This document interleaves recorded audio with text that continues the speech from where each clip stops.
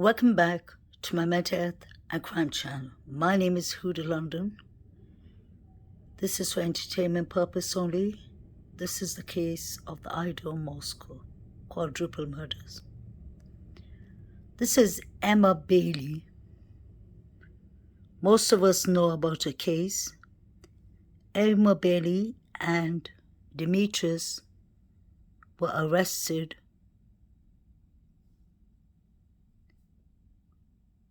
for drugs, and they overdosed a 19-year-old boy. They got away with that.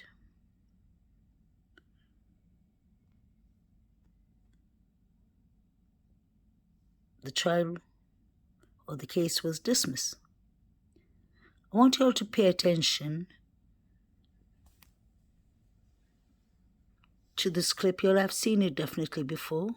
So Rory, Thou Shalt Not Kill True Crime, played it yesterday.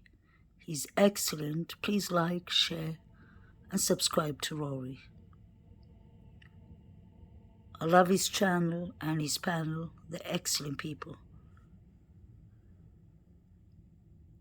Now, what I wanted to point out is notice how the officer speaks to Emma Bailey. I've watched thousands and thousands of body cam videos, and the officer wouldn't know your name until he asks you or you show him his ID. Your ID. Strangely enough, the officer immediately says, Emma, how much have you had to drink? Pay attention to this. This is for fair use purpose only. We're going to step up here tonight, Emma. No. You've had something. Some? Yeah, you've had some. Not enough to drive. Okay. Hop out for me, would you? Okay. So the reason I ask is I can smell odor of alcohol coming from inside the car, okay? So I want to make sure you're okay to drive. Of course. So I can't tell if it's you or if it's them that's been drinking, right? I see you're wearing a wristband. Where's the wristband from? Emporium. From Timber. Timber, okay. We're going from Emporium right now. Okay. Have you had any alcohol tonight? I have. Okay. How much have you had to drink tonight? 1 beer. How long ago? At like 9 p.m. Okay. At Timber here. And then I was driving them to Emporium, and then we came back to Timber to get their car. Okay. Would you mind doing some voluntary field sobriety tests to make sure you're safe to drive? Yes. 1001, 1002, 1003, 1004, 1005, 1006, 1007, 1008, 1009, 2009. There you Sorry. My balance is off. Whoops. 1008, 1010, 2011, 2012, 2013, 2014, 2014, 2015, 2015, 2016. You can stop. Go and put your foot Sorry, down. I don't have good balance. I get it. It's a little cold out here too, My huh? apologies.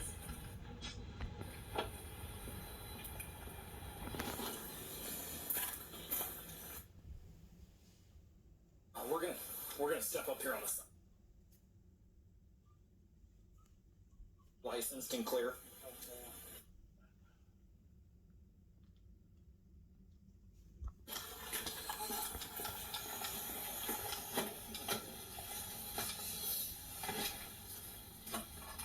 Step to Paul 16-1 at custody DUI if I can get a case, and I've got one to run attached.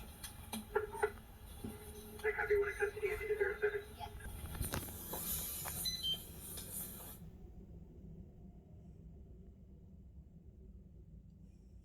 Your rights and speak with an attorney right now. What? If you want to speak with an attorney, I'll call one and we'll go in that. What can you tell me what would happen if I?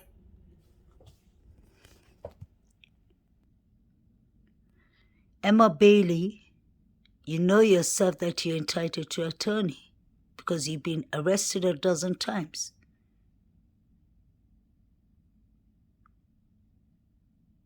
Why are you pretending? And where were you the night the quadruple murders happened? Were you ruled out too? You should be a suspect because you used to go to King's Road. Emma was best friends with the 6th roommate. I'm not accusing her of anything, but we all know that she distributes, allegedly, drugs. Trigger warning. Look at her pretending like she doesn't know her rights. What is the whole police force thing here? Have they all come for Emma? Pay attention to the police on the right and the one behind him and the one in the corner with the blue shirt. They all seem to be looking at Emma.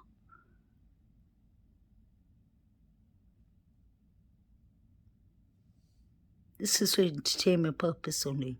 I wonder if Emma is an informant. How was the charges dropped when a 19-year-old boy was overdosed?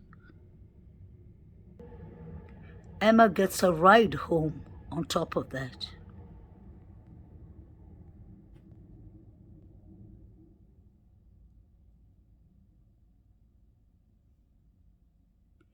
Emma and Dylan Malterson, the surviving roommate, know each other, and we've seen Emma on the property. She doesn't stay there for long. She just goes in and out. So was she delivering something?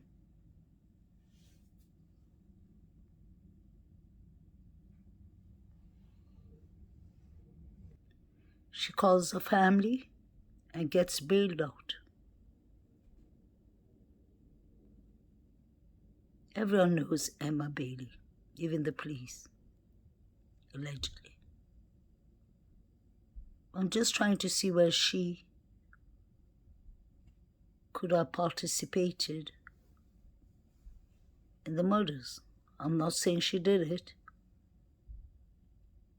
but she could have easily overdosed the girls and eaten.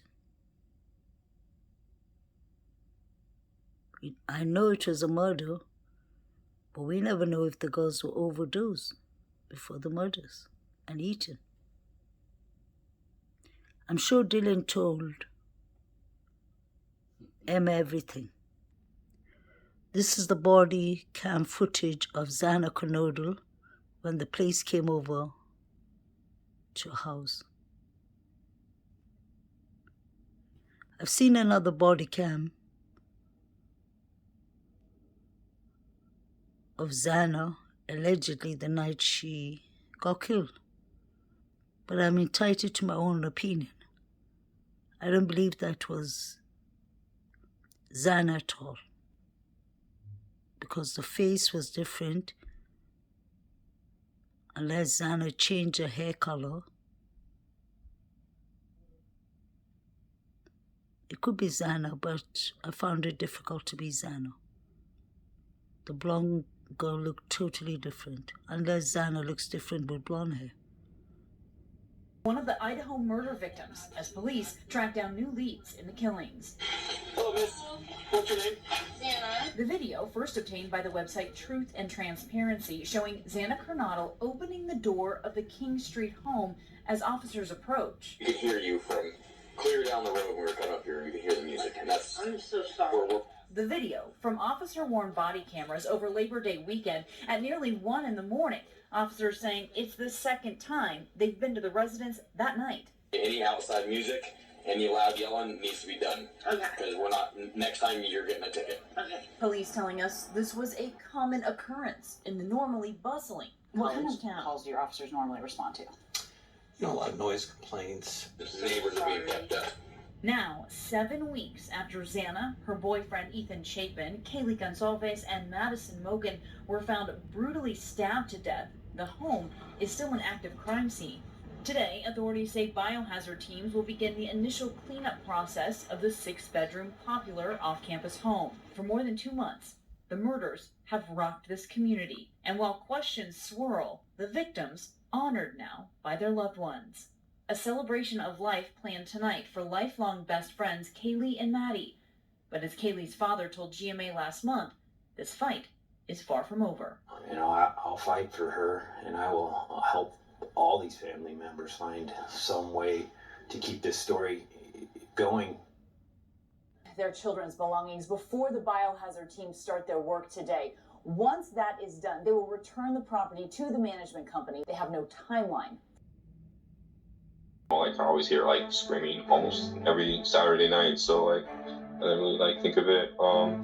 And so, but like, yeah, just looking back, I was like, I wonder if like, that wasn't just like some drunk dude like screaming, like it's actually like the murder. Police collecting surveillance footage from the night of the killings to an interview with an interesting neighbor. We break down the latest in the University of Idaho murder investigation with renowned former homicide detective Phil Waters and true crime host Lauren Matthias. Welcome to Sidebar, presented by Law and Crime. I'm Jesse Weber. Cold. We get tips every day that are viable. We get dozens and dozens of tips. We sort through them, we prioritize them, and for sure, some of them are not good tips. They're not even relevant to the case. But every single day, we get a good amount of viable tips, and those tips help us do everything from clear people who maybe there was some speculation about, to further some of the theories that we're working on. Well, it's another day and still no arrests, no suspects, no recovered weapon in the University of Idaho quadruple murder case. This, of course, is the killings of 21-year-old Kaylee Goncalves, 21-year-old Madison Mogen, 20-year-old Xana Kernodle, and 20-year-old Ethan Chapin. And I'm not suggesting that he is the person, of course. He is a possible suspect, and whether or not the law enforcement, the detectives have cleared him, I don't know. Only they know that. But I think it's a very odd conversation between he and Lauren this morning. Well, as we continue the discussion about the Idaho case and we talk about, what was found or who was around during that time, obviously him hearing something, this neighbor hearing something is going to be really pivotal. But moving beyond that, there's this new detail that I wanted to bring to everybody's attention, and there is that the police collected 8 hours worth of surveillance footage from a gas station. It seems that there was an assistant general manager who looked back at this footage and had kind of a weird feeling, wanted to look back, and saw this white car passing at 3:45 a.m. And remember, this is important because we know the police were asking the public's help in identifying a 2011-2013 white Hyundai Elantra that they believe was near the crime scene around the time of the killings. We don't know if this car on the footage is that car in particular. Lauren, your review of this case, what are you thinking about this car? What are you thinking about what might be on this gas station footage? Because it is another piece of information that we've just learned. Yeah, my first answer is I don't know. My second answer, which is where my brain goes, which is where my speculation leads, is this a suspect? And I'd love to ask Phil this because I've wondered, the way the law enforcement worded it, we think they might know something that can help the investigation. They might have seen something. That's fair, and maybe that's true. But I've also wondered if it's further that. Could this be a possible suspect? And I'd love to throw that question back. Because these are the things that go through my mind, and I wish I could understand the layout of the town a little bit more too, to understand how close they were or where this gas station is, But those are the things that cross my mind. So Phil, over to you. Obviously, they collected all this footage. What are they looking for now? What are they dissecting? Who do they bring it to analyze the footage? What are exactly they looking for about this car? Well, they're going to be looking at and just as an aside here, we talked in the beginning, Jesse, the things that I would be doing, and one of these things is accumulating all the video that you can. When they put out this description of this Elantra, that prompted that manager at that establishment to go, I'm going to go back and look, and here we go. So this is a great lead. There are things you can do to the video themselves. There's some enhancement things you can do to it, but there's only so many pixels, so you're only going to be able to enhance it to a certain level. They're going to have people that are going to be, the detectives are going to be looking at this and trying to determine, is this in fact the Elantra?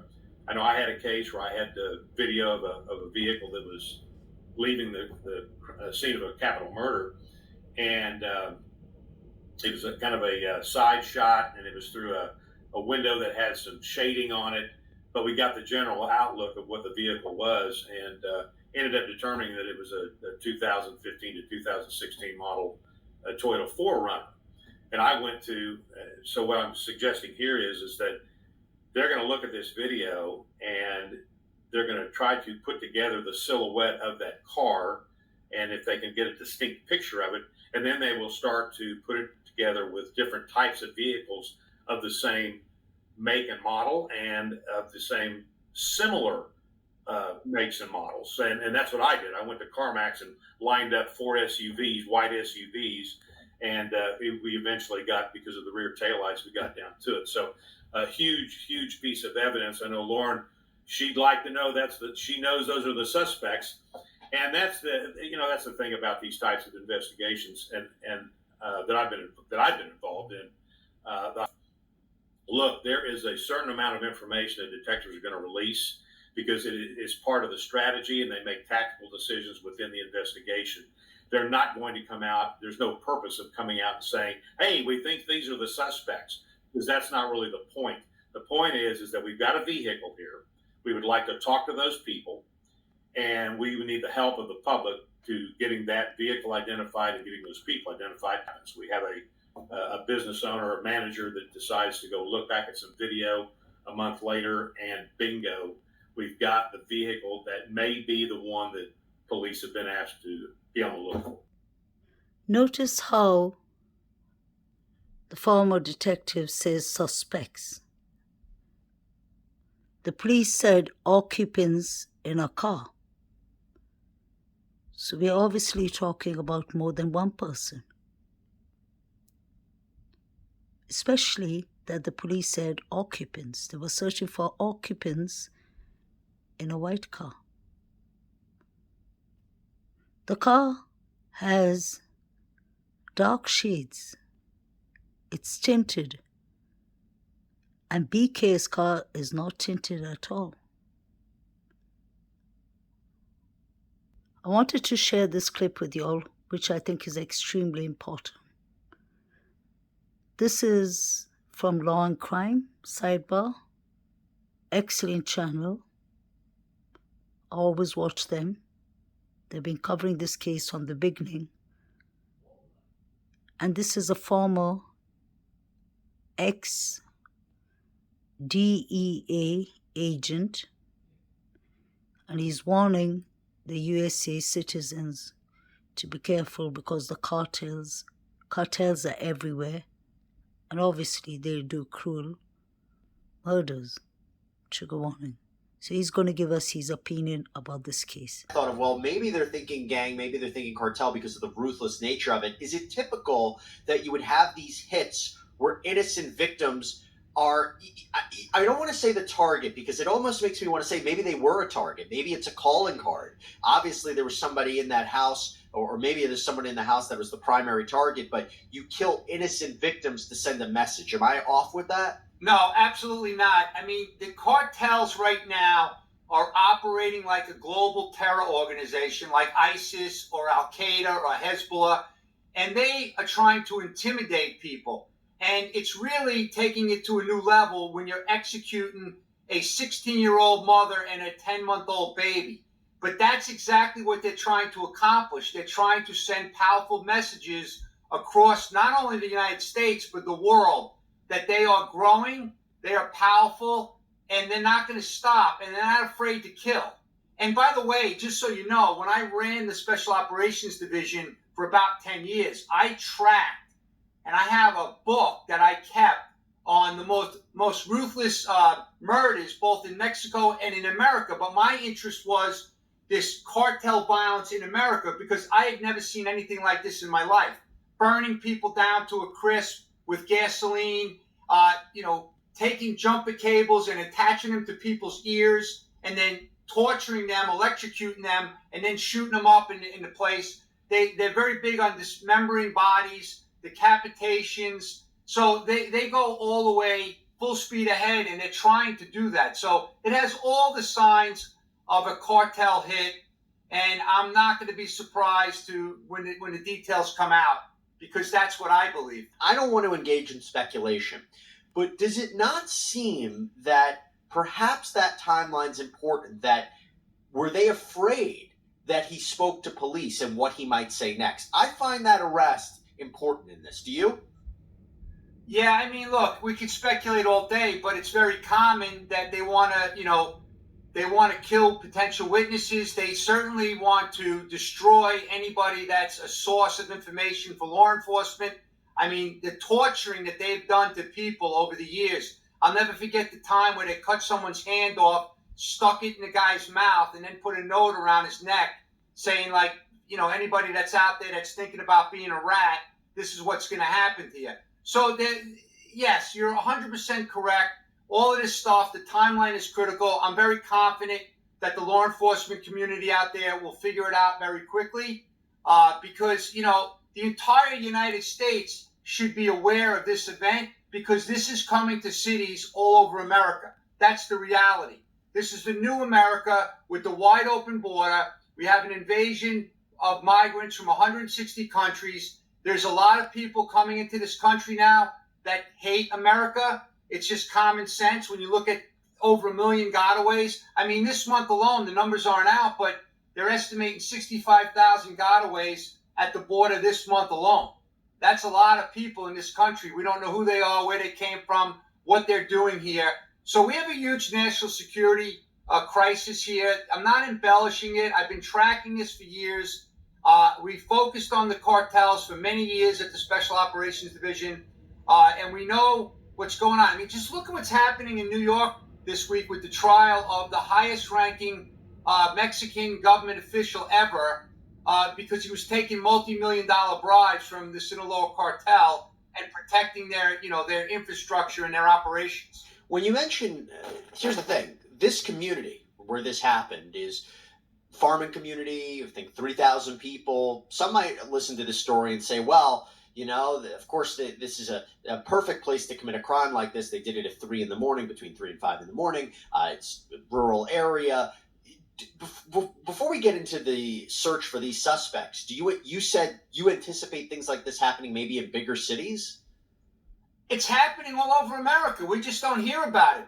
It's kind of like, did you know, like, for an example, like just a few days ago, 25 Americans were poisoned in one day in central New York? Did you know that 7 died from fentanyl poisoning in 11 days in Broome County, New York, early December? The media's not reporting this stuff. They're trying to protect the politicians who are letting these people in the country. The other thing that you're not going to hear too often is when these people are arrested, what's their immigration status? So I have my network of friends that find out and they tell me the vast majority of these people that are being arrested for these crimes are illegally here. But you never hear that in the media. They don't want to tell anyone because that makes the current administration look bad because they're allowing this to happen. You can't be soft on these criminals. You have to have deterrence. And we don't have that right now, both north and south of the border. So this is going to continue. You don't have to be a border expert or a cartel expert to understand that these people have a multi-billion-dollar enterprise. They're trying to maximize profits. They don't care about human life. And they're just going to continue to dominate in communities throughout America. This is partly an awareness clip because fentanyl is everywhere. Overdoses are happening very often. And this happened in California a couple of months ago. 5 or 6 people were killed by the cartel. A mother who was just 16 years old and a baby were victims too. Have victims that are located inside the home. We have one victim who is alive as deputies arrived, and CPR was being given to multiple victims on scene. Unfortunately, no one, including the man who went to the hospital via ambulance, he was also pronounced dead at the hospital. 6 down in California in what investigators initially called a cartel or gang-related hit. Former DEA and DOJ operative Derek Maltz comes on to give his thoughts on what may have happened. Perez and 16-year-old Alyssa Perez, as well as her 10-month-old baby, Nicholas Perez. She was found, along with the infant, laying next to her mother, his mother, down the street. We believe that the 16-year-old teenage mother and her small infant actually was fleeing and running from the scene. What we have since learned through forensics, that it was clear that the shooters stood over the top of the 16-year-old mother and fired rounds into her head. The 10-month-old infant also suffered from the same attack. None of this was by accident. It was deliberate, intentional, and horrific. With this in this home. But let me make this very clear. All as well as drug investigations with this in this home. But let me make this very clear. Not all these people in this home are gang members, and not all of these people in this home are drug dealers. At the time of this recording, police have indicated that there are apparently 2 suspects, perhaps a third. So let me bring in Derek Maltz, who worked for the DEA for 28 years and was special agent in charge of the United States Department of Justice Special Operations Division. Derek, it is a pleasure to have you here on Sidebar. Thanks for taking the time. Thank you for having me. I really appreciate it. Yeah, I'm looking at this. You have gunfire at 3:30 a.m., 6 victims. Authorities indicated it was targeted. 2 found in the street, 1 in the doorway of the home. What do you think led investigators to initially say that this could be cartel related? Well, based on all the reports that I've read, obviously I wasn't at the crime scene. It certainly has all indications that this is another horrific act of cartel or a ruthless gang out there. But as you know, the gangs in California work very closely with the Sinaloa cartel, and there's a lot of turf battles. So it's definitely drug related. There's a very good chance the cartels are behind it. They actually are sending in operatives and hitmen into America on a daily basis now because the southern border is wide open and they're taking advantage of the weakness there. Can you just elaborate on that connection between the cartels and the gangs?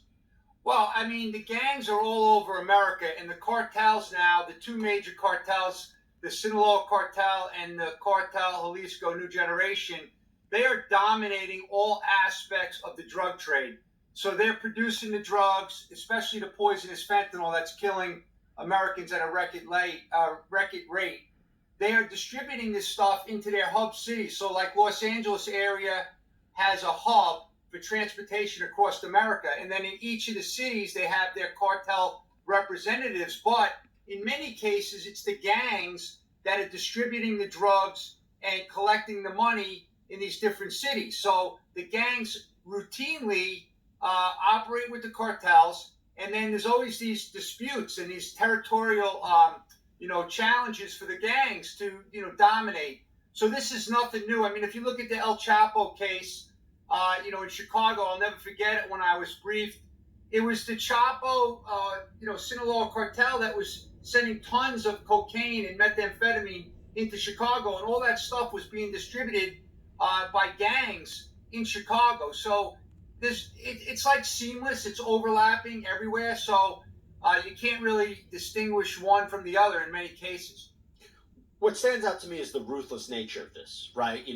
Police have indicated that not everybody in that house was somebody who was involved in the drug trade. They indicated that this young mother was an innocent victim. The baby was an innocent victim. I have also been quoted as saying this was a cartel-like execution. Maybe they're thinking gang, maybe they're thinking cartel because of the ruthless nature of it. Is it typical that you would have these hits where innocent victims are, I don't want to say the target because it almost makes me want to say maybe they were a target. Maybe it's a calling card. Obviously, there was somebody in that house, or maybe there's someone in the house that was the primary target, but you kill innocent victims to send a message. Am I off with that? No, absolutely not. I mean, the cartels right now are operating like a global terror organization like ISIS or Al-Qaeda or Hezbollah, and they are trying to intimidate people.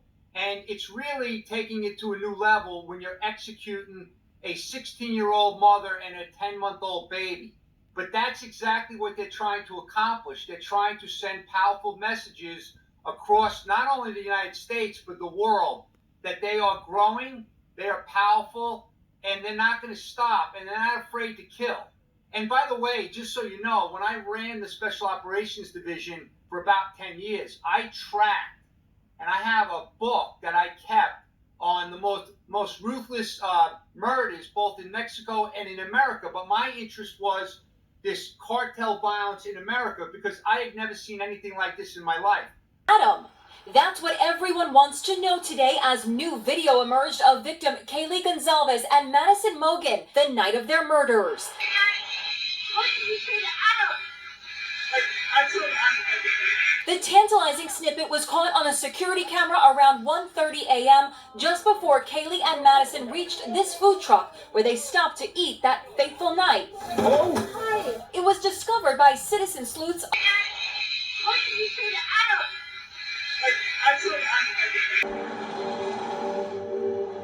Jamie Rack has called Billings, Montana home her entire life. It's not safe anymore. Robberies are up. Assaults with a weapon are up. The murder rate per 100,000 now more than triple New York City's. Attorney General Austin Knudsen says they've never seen this before, and you can trace it all back to the same place. The Mexican drug cartels, which have invaded the state. What is the likelihood that the drugs that are on the streets here from Montana came from the Mexican cartels? 100%. Within 20 or 30 miles of where you purchased that, there is very likely a Mexican drug cartel member or an associate involved with that drug trade. The cartels are here. In fact, they're everywhere. Montana is far from alone. This map of cartel activity is from 2019. Since then, the cartels have expanded to all 50 states, battling for control of the nation, coast to coast. Montana got its wake-up call in December. A multi-million-dollar bust in Butte. 22 people arrested. 3 of them known associates of the Sinaloa cartel, the group once run by the notorious El Chapo, renowned for their total war tactics and brutality. We're 1,800 miles away from Sinaloa and 1,200 miles away from the Mexican border, so it's pretty shocking. The local sheriff in Butte, Ed Lester, says this is a first for his community of less than 40,000, but he fears this won't be the last time he deals with the cartels. It's an invasion. I mean, you look at the amount of fentanyl seized by the Montana Highway Patrol, it is skyrocketing numbers. The cartels move the drugs across the border from main entry points like Tecate and Tijuana and into San Diego County by rail and by individuals. Those drugs end up at stash houses across Southern California. From there, traffickers load the illegal drugs in vehicles and in packages sent through the Postal Service around the country. And in this case, 1,100 miles north to Butte, Montana. From there, local dealers traffic the drugs to neighboring Missoula, Helena, Great Falls, Bozeman, Billings, and Wolf Point for street-level distribution. Governor Greg Gianforte says he believes the problem will only get worse. It's ripping families apart. It's making our communities unsafe. There isn't a single community in the state of Montana that's not impacted by our porous border. Rack agrees. Just last year, her 21-year-old son Keaton came within an inch of his life after accidentally overdosing on fentanyl. You can't trust anyone. You can't go anywhere freely. Who do you want them to go after? The cartel. This is a body camera footage from Idaho, Moscow. This young woman is Madison Mogan and Xana, his friend. Allegedly. Because later on in the clip, she asks for her car to be given to Lexi. Lexi is also in the Soreity with Xana and this girl. This was taken on the 2nd of April, 2023. But it just shows you how much drinking under the influence goes on in Idaho, Moscow, Washington, Pullman, around the students actually, with the students. I know DUI is everywhere, drinking under the influence, but just sort of showing you all that Idaho Moscow are used to partying a lot and drinking and driving. This is for entertainment purpose only. This is for fair use purpose too. And this is the girl. She parked her car there. She was going to the Pizza Hut, I believe, when she was stopped. She was drinking under the influence. And she gets arrested later on. 3, 4, 5, 6, 7, 8, 9, 10. Step out. 1, 2, 3. Step to Paul 13, I'm out testing. 5, 6, 7, 8, 9. Okay, took 10 down and 10 back. Okay, for this next one, I don't care if you're standing this way or you're standing sideways, wherever you feel the most balanced, side to side. You try turning 90 degrees, try facing just straight downhill. Does that feel better? This is probably straight downhill if you face towards me this way. Like just walking closer? Nope, you're just going to balance right there. Oh. How does that feel? You stable? Yeah. Okay. So for this... Shaking, so I'm stable, but that... And it's cold. I'm glad you put on some pants. Sorry, it's just my legs shaking. Let me... My radio person's trying to get a hold of me. Just stay right here for 1 second. Yeah. Can I leave your car with your passenger? Is she okay to make sure your car gets home and a sober driver and everything? I would prefer to drive. I mean, not drive. I would prefer you didn't drive. I would prefer my roommate to drive then. Right, I don't want her to drive. Yeah. But can she get a hold of your roommate and everything for you? Yeah, if I give her my phone, which is somewhere in the front seat. Can we give her the phone number for your roommate? Yeah. Because you probably... I'm going to get your phone for you. Yeah. I want to make sure you have your phone. You need it more than her. Yeah. Okay. Anything else out of the car that you need? Can I give her the keys to the car is what I'm asking? Sure. Okay. What's going to happen to me? So we have to go to Pullman and do some paperwork. Okay. We might go up to the WSU station because it's a little closer. Either way, we're going to go do that. And have you ever been arrested for DUI before? No, this is my first Okay. time. I'm going to explain to you the whole nothing's going to be a surprise. I'm going to tell it to you before it happens. Is this my record? Well, right now you've just been arrested. You haven't been charged and you haven't been convicted. Okay? But I'm going to explain to you every step of the way what we're doing. So, let's figure out what we're going to do with your car, and we'll get that situated, then we'll get on to the next step, and I'll tell you what's going on. But the next step is we're going to go down to the police station. Yes. Okay. Have her call Lexi or Sunny. Does she have Lexi or Sunny's phone number? No, it's just on my phone. Can she get into your phone? Yes. Okay. 7523 is my password. Poor girl, because she looks like a nice person, just made an awful mistake. And I can understand the officer too. We don't want anyone drinking and driving and running over people or getting into a bad accident. She asked for Lexi or Sunny to come and pick up her car, her roommates. Lexi is Kaylee's friend, Xana's friend, and Maddie's friend too.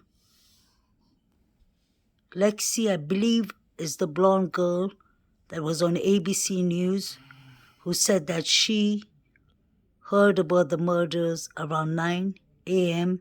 and she called Kaylee's phone, but she got no answer.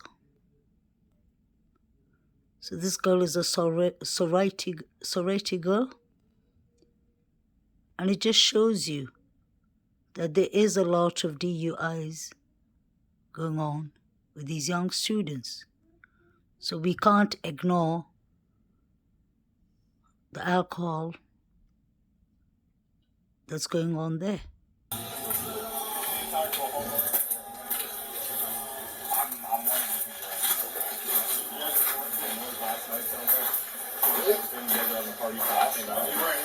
Last night we didn't do anything. Is there a Lane Shepherd that lives here? Who's Lane Shepherd? The person that was born for the last night. Okay. Well, one thing I will tell you is we didn't do anything last night. No worries. Neighbors were calling in again saying music's good. Okay. You guys do it. Sure. Sounds good. That being said, the tickets get expensive. We gotta come back out here. You know, the music keeps coming up and neighbors keep calling. Understand that. Yeah, we'll definitely turn it down. I mean, you're probably off, maybe like very low volume. But we'll definitely. Yeah, you can have a party. You can have some music. Just not loud enough for people to call and say, hey. Sounds good. No worries. Yeah, we should have. I know we were going to go talk to them before, but... Yeah, maybe do a lap with your neighbors. Yeah, we should do that next time. That's a good idea. Yeah. You live here? I'm We both one of them. Okay. We're both You do two. it. Your name?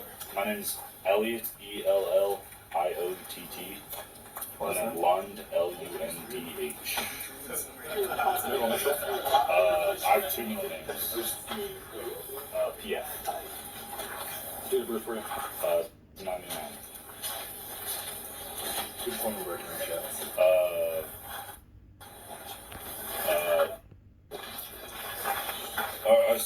My bad. I was Eric. So it's my number's very similar to my mom's, so I confuse it all the time. Happens to the best. I have hers memorized. Happens. To board. I think you guys are lucky. The little lady who lived there is gone now. I think that's a rental property now.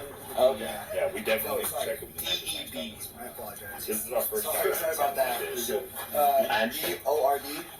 But you guys obviously know the drill. Yeah, my initials right? are... What's that? You guys obviously know the drill, right? Yeah, we gotta be smart from now on. That would be a good idea. Yeah. It would be. It definitely would be.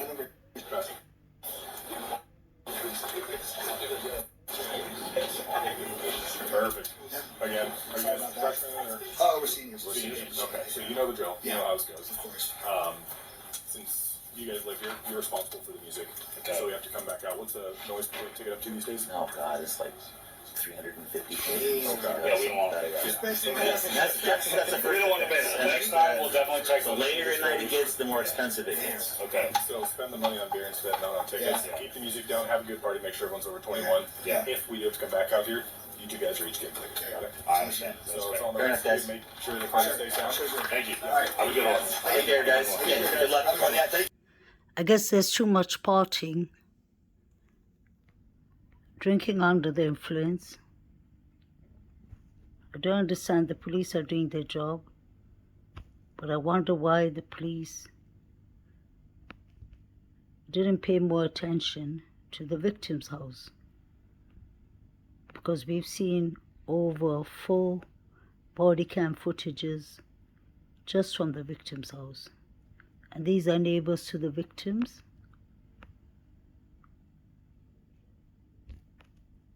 It's a big gathering. Pay attention to what the officer says now. I would also go contact them because it was non-specific. And if I'm warning them, I better go fucking warn them too. And that's the bottom of the road house there? Which one? The one here? That one? That one's up on, goes through that driveway. The guy's walking right there. Oh, yeah. That side there. Guarantee you the stairs are going to come right back on as soon as we leave. Well, I saw that big, tall JBL on the back patio there, so I'll just go shout with them. Okay, I'll come with you. You want to walk up or do you want to? Yeah, we'll walk up. Start things off. Just, it wouldn't be fair. You know, if you're warning these guys, you better warn them. Yeah, good point.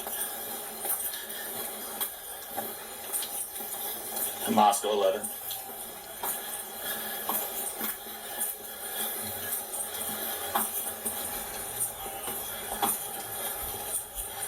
I'm still on the department channel.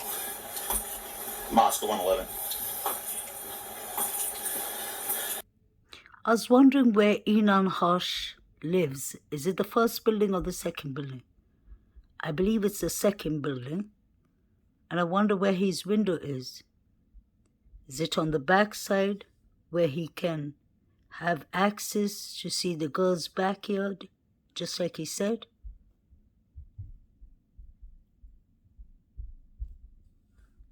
It's the second brown building. I would assume that his window is on the back side, because then he could see directly into the girl's backyard and bedrooms.